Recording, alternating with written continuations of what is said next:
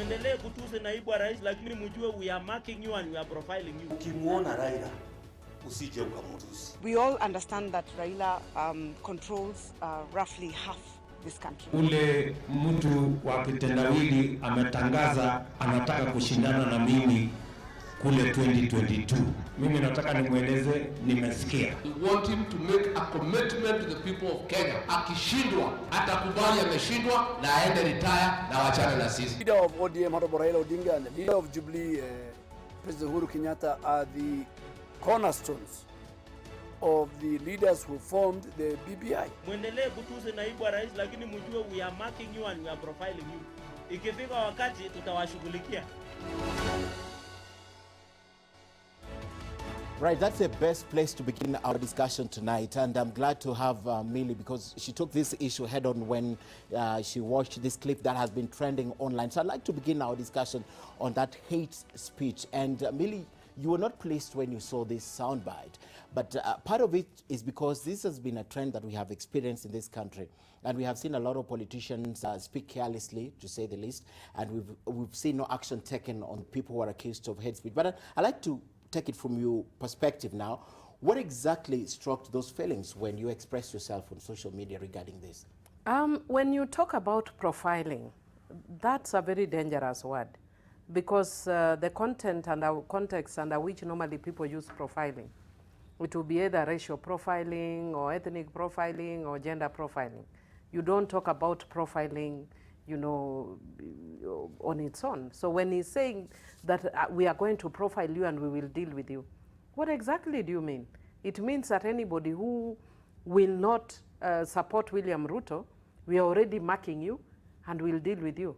What do you mean? You cannot be dealing with me by buying me soda and mandazi. Okay. So there must be a way that you want to deal with me other than, you know, the buying me sodas and mandazi. And I think at this point, and based on the history and where we've come from, when you start making such utterances, it is actually not acceptable at all. First of all, everybody has a right to choose whoever they want and vote for whoever they want. You know, for me, for instance, I've never said who I want to vote for in 2022.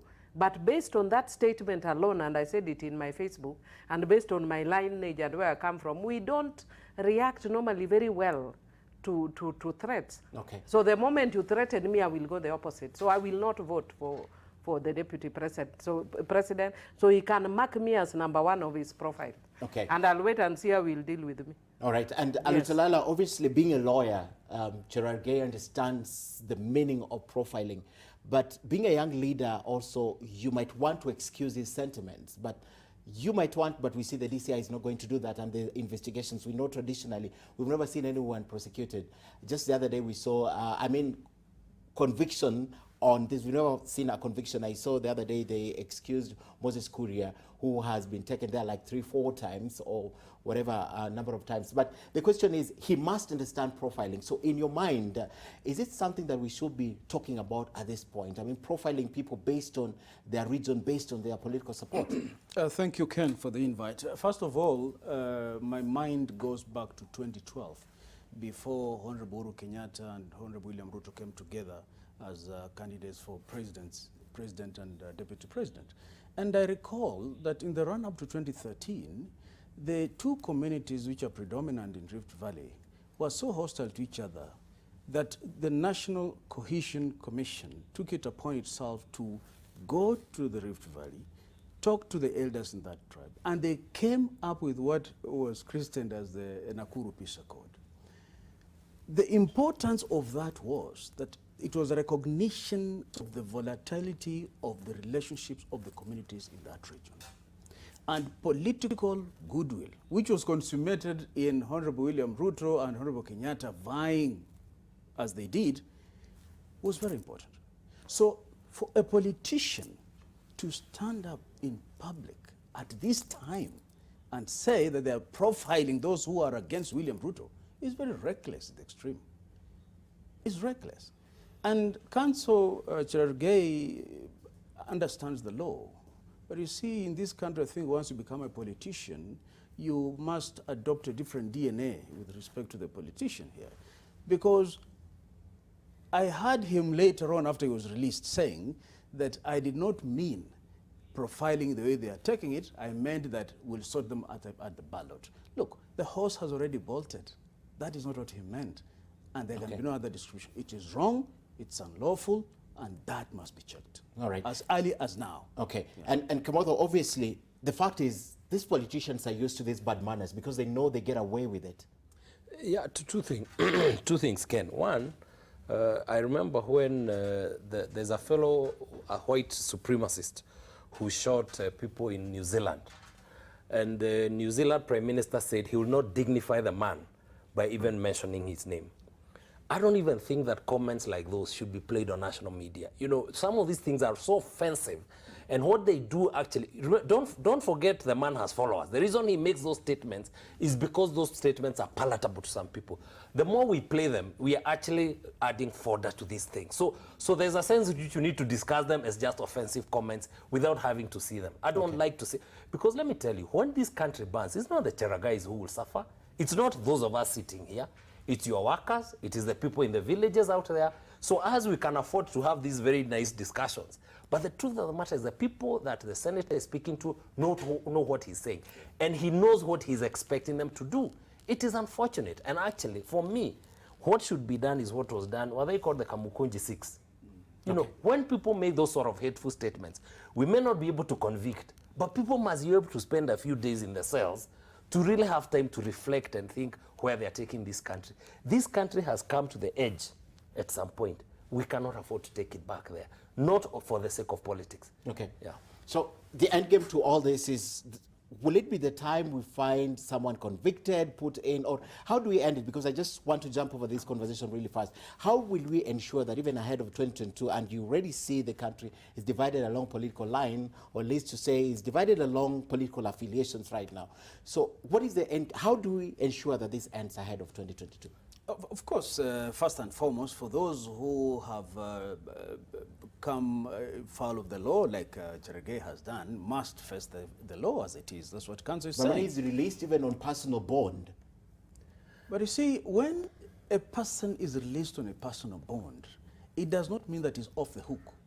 All the court has said is, go on your own personal bond, but be prepared to appear on this date so that you may be processed. Actually, that is what he was told. He'll be processed later. But Ken, the long and short of it is that our political leaders, and Ms. Mabona being here, she ought to help us with that. Our political leaders must understand that we may be 50 years old as a nation, but we are a nation of tribes. We may have leaders called national leaders, but the truth is that they are tribal leaders. And therefore, they must watch what they utter in public. They cannot afford to be reckless. We've been there, as Councillor Iganjo says, we've been there. And Rift Valley, given the fact that Honorable William Ruto is running in 2022, given, for lack of a better word, the intransigence he has displayed against his boss, who has told him not to commit early campaigns, for his lieutenants to begin talking in those high-octane speeches is dangerous. And that must just be stopped now. And two things, Ken. Yes. One, the leadership in that area, and not just there, because this senator is not the first, and joins a galaxy of quite a number of people who love to mouth these sorts of statements. I think it is the responsibility of anyone in the leadership in that area to be able to distance themselves, because that's the only way you tell people that this is not the general stand of the leadership of this community. That is important, because then the public start to see that this is an outlier. If there is silence, then people start to think maybe that is the agreed, only that this is the mouthpiece. But it's a popular thing, like you said. They're not going to tell him, don't say this again. They're not going to caution him. Then let us know that. You see, then let us know that and deal with it. You know, every country punishes and applies a criminal law on the basis of its context. The reason why in Israel they will jail you for denying the Holocaust is because they understand what the Holocaust means. For many other countries, that's not a big deal. For us as a country, there are many offenses that we punish, but there are certain offenses that go to the very heart of who we are as a country. And one of those is hate mongering against ethnic communities, and that is so serious because it causes death to the lowest of the low in this country. So we must treat it a little more seriously than just the common, pilferage and pickpocketing. even if the eventual sentence is the same. And that's why I'm saying sometimes you want to see the high-handed action of government to nip these things in the bud. Because if it is not done, the next time you'll find somebody from my part of the country also making a statement, somebody else from that other corner. And don't forget that these people have followers. They have followings. Those followers will listen and they will seek to act because they'll believe that that is the context in which the country is now operating. That is I have a problem with even what Millie said as you speak, Millie, because even you have a following, you have a constituency who follow you on social media. So you took a very hard stand. And even the way, it's not what you said, but how you said it, right? That even other people are saying it was charged because you're ready for him. You're ready for whatever he does. Yes. Yeah, we can read it on Facebook, but even as you respond, I have a problem with it. I will tell you. Yes. I have a saying in my mother tongue that I live without you. So basically what I said is I live without you. I don't use your bottoms to eat food in my house. So you cannot threaten me. I don't use your bottoms to eat in my house. Yes. That's a common saying. In Kijaluo we say sianda niyo kitana matoke. So you cannot come and start threatening Kenyans as though you are the one who owns this country. And for your information, I was offended even though I don't think that statement was targeted at me or of people of my category. Yes. I actually think that statement was targeted to some other part of the country. So, but still, and despite that, I was still offended. You cannot come and start threatening Kenyans as though you have a greater right over Kenyan than others. You can't. And that all I was basically saying, even if I come hard on you, I've not looked at people from an ethnic perspective. I'm very careful usually about that. I am basically telling you, you have no greater right because your bottoms is not a plate we use to serve food in our houses. And that I can repeat even if I'm being charged. His bottoms is not our plate of nini. But what I also want to say is that I would want to look at this thing even from a perspective of timing. In politics, we always have what we call the silly season. And the silly season is a time when, you know, political temperatures are high and people generally say, you know, stupid things. We are not even in the silly season. So why are you telling us, why are you saying things which will get the country, not that I'm saying it's justifiable to say inflammatory things during silly season, but we are not even, we have not even started that season yet. So why are we trying to get the country to be worked up? Like right now, you want us, and then I want to disagree when you are saying that when you are talking about profiling, we are talking about, you know, I don't know what you said, that you were saying that we are marking you, that we will deal with you in the ballot. No, that's not what he said. We are splitting here. That's not what he said. We know clearly what he said. Why not for Kamotha would have played it? No, let me say, when you talk about profile, even the English meaning of the word profile has to do with the categorization. Indeed. Yeah, using identifiable markers. So and those identifiable markers would be either gender, ethnic, disability, or some other such categorization, or regionally where you are coming from. So how is he marking us, and who the hell is he to mark people in this country? You cannot mark people in this country. So you're agreeing? She had the right to be angry. Yes, you can't mark people. I wanted to play the bite, but Kamotha has cautioned me. It's pointless playing the bite because Kenyans had it. Yeah, when you play it over, you really give it a larger than life perception.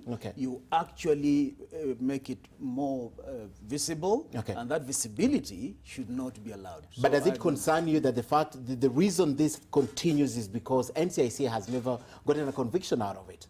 Of course, I have a problem with the NCIs, the way they do their things. I mean, these are the fellows who are supposed to make sure that all the hate mongers are arrested and charged. But from the past history, and you're right, when you gave the example of Honorable Moses Kuria, they have just been patting on their wrists. Mediation and apology is usually the first course of action, the first thing they do whenever such things arise. Not when you categorize the way council categorize here. You see, mediation, if me and Millie wrong each other, we can mediate with one another. But the wrongs you're calling is a wrong that is directed to a community of people. And I don't mean community even just ethnically. So the mediation is by who, in what context, over what, who forgives the other. And don't forget that what you're doing, you see, it's not like the minute the senator says that we're going to have a blow-up. but it's like an electric current. What you do is you keep increasingly, you know, just enhancing the temperatures towards the use of hate for a purpose. That is unacceptable. And don't forget that we have taken, this constitution was promulgated to resolve the problems that would have caused the sort of justifiable, you know, ethnic antagonisms that were there. That was the reason why we enacted the constitution. That is why we wanted to ensure that we have equity. That is why we wanted to ensure we have inclusion. In the context of us implementing a progressive constitution, how can we still be using a language of hate mongering?